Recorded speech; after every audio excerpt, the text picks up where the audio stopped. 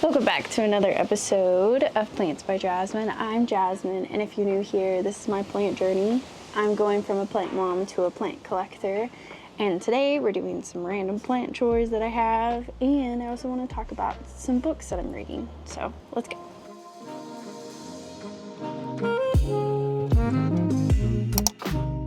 So what I have noticed is that, well, I guess if you're new here, back in the winter, I took a bunch of cuttings from my mother pothos in my bedroom, and I just keep making little cuttings of it and then slowly putting them in soil when they're ready. What I found is that my first group of pothos are dying off and not doing super well. What I've also found is the second group that I did in the clear pots are doing a lot better. And I think that there are a couple of reasons why. First, they're grouped together and they're not singles. I don't know why I think that this is helping them, but I'm just convinced that if they have a friend, they're doing better. I don't know, odd theory, probably nothing to it, but that's my idea. And then also, it was the way that I potted them. So instead of putting perlite on the bottom or perlite on the top, I just mixed in the perlite with the soil that I had just to give it some better airflow and better drainage. And I think that may possibly be why they're doing better. So today I'm going to group these in threes to see how it goes. And then I am going to also pot this Tradescantia that's been in water for months. I finally have the original plant thriving, so I'm hoping that if I can put this in soil and perlite, it'll be just fine. So we're gonna see what happens. It's looking really disgusting right now, but that's just how it is.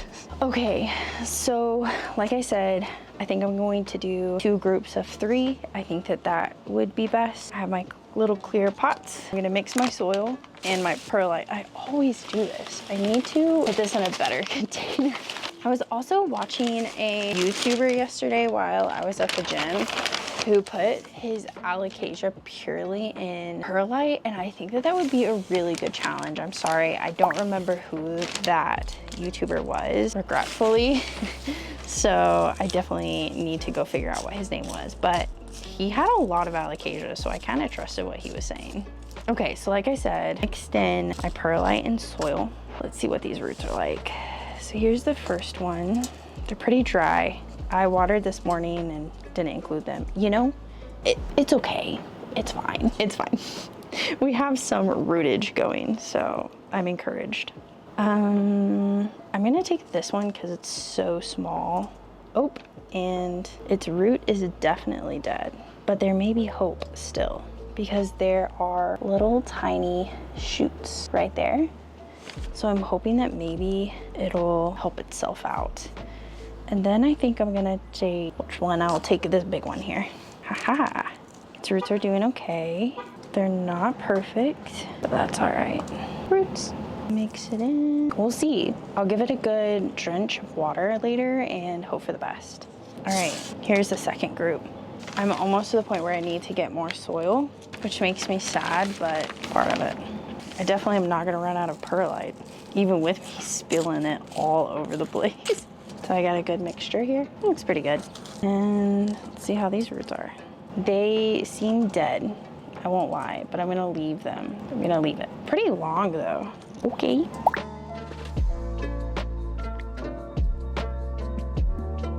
This one's okay. It's goofy. I remember potting this one and being like, what is this? How am I supposed to keep that leaf above the soil? It really does seem like the roots just kind of stayed in the soil portion. There's definitely some dead rootage around this, but the main line looks fine. So we'll put this in here. So the more plants that I get, the more issues I'm having with fungus gnats, and I think that at this point I just need to find a good systemic. So here's the second.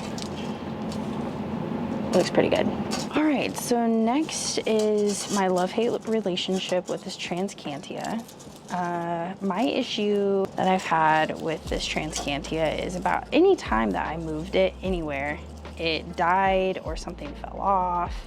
And that's why I have so many pieces of this guy that I just like, I didn't want to put it back in soil until now. And it has like a disgusting mass. It looks like a hairball. It's really gross. I hate their roots so much, but we're gonna put that in soil and hope it survives.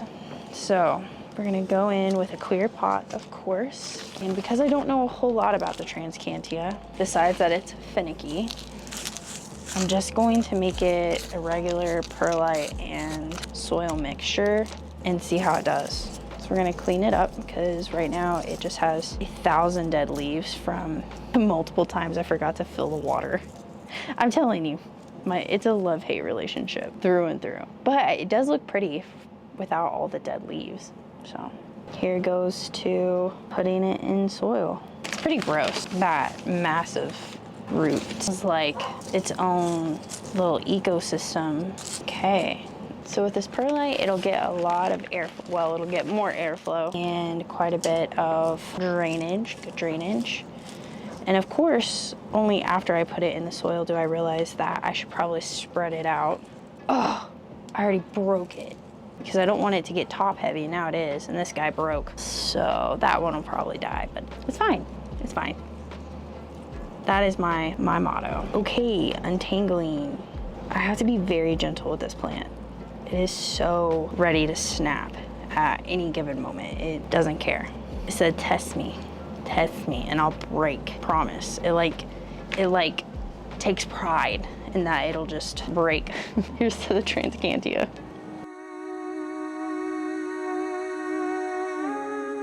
Thanks for hanging out with me while I did a couple of random plant chores that I had that just really needed to be done.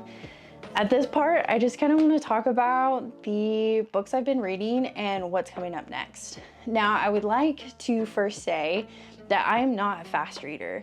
So I'm not going to give you a monthly, this is what I'm reading, because I just don't read that fast. I'm relatively slow because I like to take in every single detail, and to do so takes me a little longer. So that being said, I am currently reading The Transit to Scorpio, and this book has inspired me to begin a new challenge for myself. Here's why. I was in Arkansas thrifting, and I always browse the book section because I just think it's fun because you never know what you're gonna find. And I ran across this one. Transit to Scorpio was written in the 60s by Alan Burt Akers. And it's about a guy named Dre Prescott who gets transported by these gods to this place or this planet called Chores. And it has been such a journey. I love it so much. It's also a 52 book series, which I don't even know if I can get all 52 without spending a ton of money, but I've been really impressed. I love this book because the vocabulary is just super interesting to me. Because it was written in the 60s, there's so many words that we just don't use anymore. Like miasmic, I think it was. Oh, which basically means like a smell that just surrounds you, that you like when you walk into a coffee shop, it's like miasmic, you know what I mean? It just fills you with joy and happiness. But yeah, and uncouth. Who uses uncouth anymore? What a cool word to use to describe someone that's just like got a sailor's mouth and isn't exactly appropriate. I just really appreciate this, and I'm super excited to continue reading it. So I've been reading this since the beginning of June. My work currently has a challenge for our summer reading. They have given me 3 books to read, or entire organization to read, and I have a month, well, less than a month now to read them. I have until July 14th, and girl, let me tell you, I'm a slow reader, as I said before. And so right now what I'm reading in that summer reading list is No Ego by Cy Wakeman. This book is so good. I mean, if you are into those like self-help leadership books, read No Ego. I've learned so much, and it has really helped me process some things from previous work experiences and also learn how to be a better leader. So I'm excited to continue this. I have just a few more chapters, and yeah, I just look forward to it. Also, my parents got me these really cool bookmarks. They're toads with cowboy hats, and I love them. And so at this point, I want to talk about what's next, because I always have a list of books that I want to read. So one of those books, which again is in my organization's summer reading list, is The AI Driven Leader.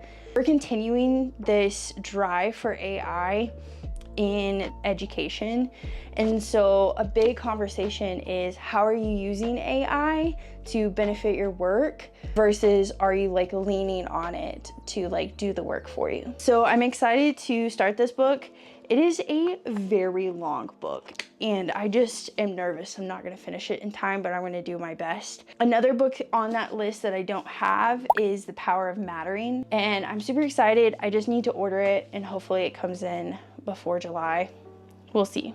Another book that I'm super excited to read once I complete the transit to Scorpio is The Secret Chord by Geraldine Brooks. That took me forever. Can I read? This was another thrift store find. I really love like mythological religious books. That's not the right word. I read a lot of Greek mythology. They're like a play on Greek mythology, but they're really good. I've read Circe by Madeline Miller and The Song of Achilles. I just finished that by Madeline Miller as well, and just super enjoyed her writing. Like, I think she's just an amazing writer. But anyway, that's all Greek, but this is a Christian inspired one, or actually maybe not even Christian. I think it's more Jewish. So I'm super excited to get into like a novel that's different from Greek mythology. So that's up next as well. And then another one, Pal from my work actually suggested this, and she actually gave it to me to read. It's called Lapvona. Probably saying that wrong. It's by Otessa Moshfegh. Correct me if I'm wrong. But I'm interested. I have no idea what this is about. I'm kind of nervous because it seems scary, but she said it was really good. So I'm gonna take her word for it and try it out. If you've read this book, let a girl know if she should be worried. So yeah, that's what I'm reading in the next couple of months. Hopefully I can finish all of these books by August, we'll see. My goal this year was to read one book more than I read last year. Last year I read 14 books. I've read 2 this year. I'm very behind. So hopefully within the next 6 months I can catch up to get my goal of 15 books this year. So stay along, I'll let you know later how it went. So anyway, thanks for joining me for another episode of Plants by Jasmine. I super appreciate y'all, and let me know what you're reading below. I'm interested.